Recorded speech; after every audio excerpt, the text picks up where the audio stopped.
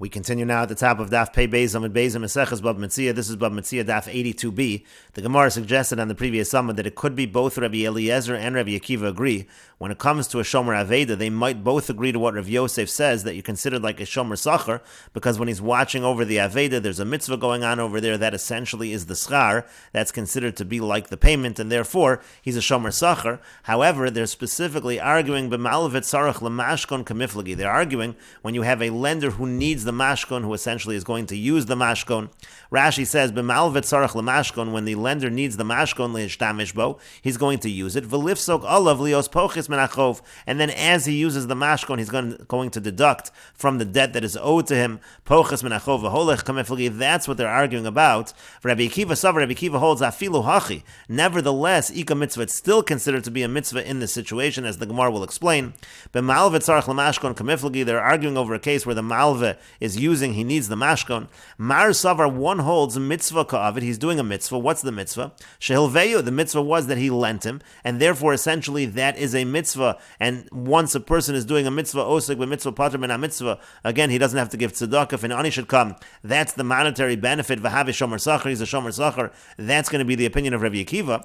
Umar savar, but the other one holds lav mitzvah ka'avid. It's not really a mitzvah, meaning Rabbi Eliezer holds it's not a mitzvah over here. Shalahana also miskavin, because it's really for his benefit. He's intending it for his benefit because he's using the mashkon, v'hav shomer chinam, and therefore he's a shomer chinam. And the Gemara continues at the two dots. The Mishnah said, Abba Shol Omer, Abba Shol says, Mutter l'adam lahaskir mashkono shalani, a person can rent out the collateral of a poor person, lios pochis v'holech, and then he'll deduct from the debt that the poor person owes to him. That's just a benefit for the poor person. And the Gemara says, Amar Rav Chanan Barami, Amar Shmuel. Rav Chanan Barami says that Shmuel says, halacha ka Abba Shol, the halacha is like Abba Shol.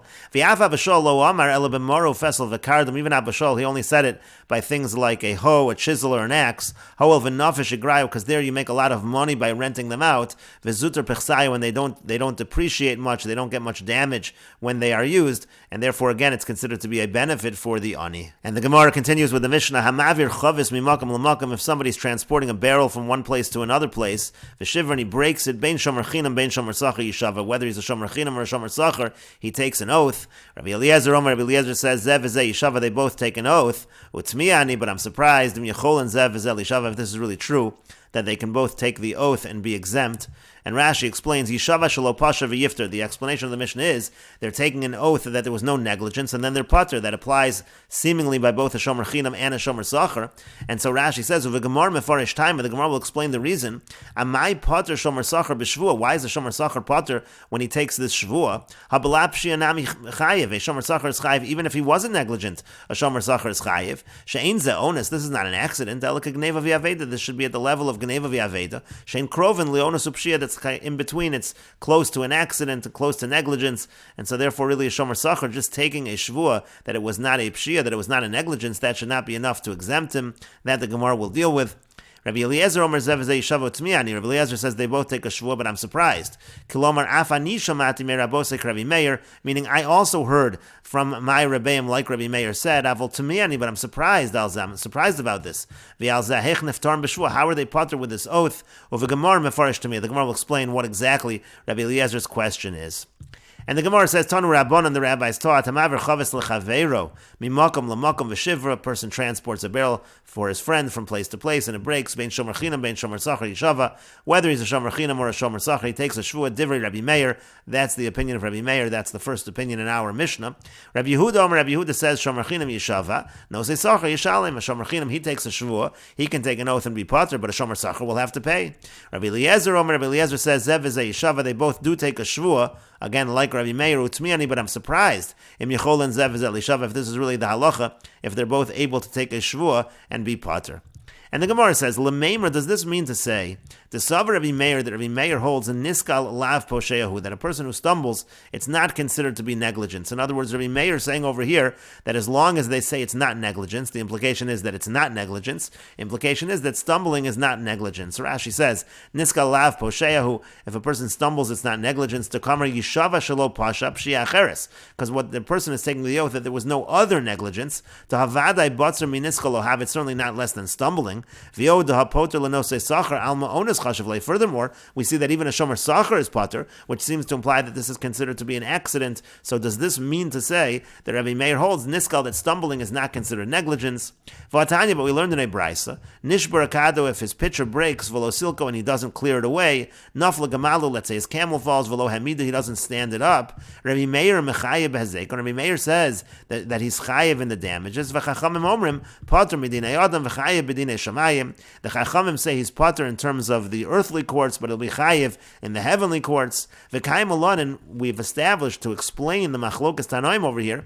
T'v'niskal poshei pligi. This is exactly the machlokas, whether a person who stumbles, whether that's considered to be negligence. And apparently Rabbi Meir is considering it to be negligence, because he's saying chayev. In this brisa, it seems to be a contradiction. Here he seems to be saying that niskal is posheya. And so the Gemara answers, Amar Rabbi Elazar says, Tavrit should be broken, Misha Shanazu, Lo Shanazu, whoever taught this didn't teach this, meaning essentially there are two traditions within Rabbi Meir. In one tradition, Rabbi Meir holds Niskal is Lav Posheya. In the other tradition, Rabbi Meir holds that Niskal is considered to be Posheya, is considered to be negligent.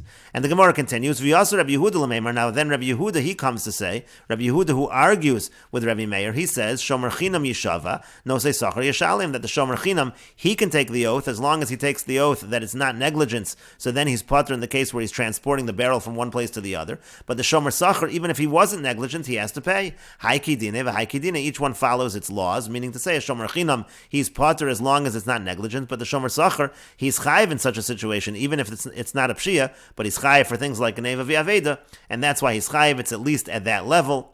V'yasar Rabbi Eliezer l'meimer, and then Rabbi Eliezer, he's coming to say, in yes, Gemara Rabbi Meir, there is a tradition like what Rabbi Meir says, umiyu, but nevertheless, to me, I am surprised if they're both able to swear and be pater. And Rashi explains hai kedine, meaning to say according to Rabbi Yehuda, each one follows his law. Devadai niskal lav poshehu, meaning according to Rabbi Yehuda, certainly stumbling is not considered negligence, but nevertheless, v'nosei sachar yishalim, nevertheless the shomer sachar has to pay. Dinami lo have posheya dinei l'shalim, even if it's not negligence, a shomer sachar is still going to be responsible. And the Gemara continues, B'shalom v'shomer chinam mishtab, I understand by a shomer chinam that he can take an oath to lo pashaba, that he wasn't negligent, and then he'll be pater. That opinion of Rabbi Meir makes sense. El shomer sachar, but by a shomer sachar, amay mishtaba. Why is he able to take an oath and be pater according to Rabbi Meir? Ki lo pasha nami, even if he wasn't negligent, shlumei boy, he still needs to pay. Ve'afilu shomer chinam nami, and even a shomer chinam, hateinach b'makom madron, it makes sense in an area, let's say the area is slanted.